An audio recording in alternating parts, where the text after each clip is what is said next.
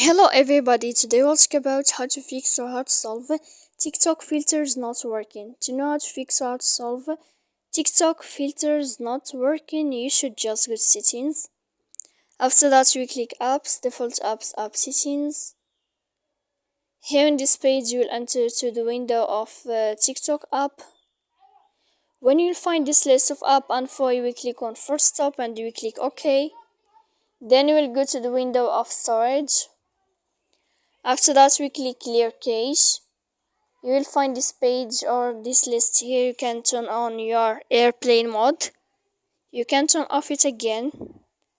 And in the end of all these steps, then you can turn off your phone to fix your TikTok filters not working. So please don't forget to support us by like and subscribe. See you next time in another video, and thank you for your attention.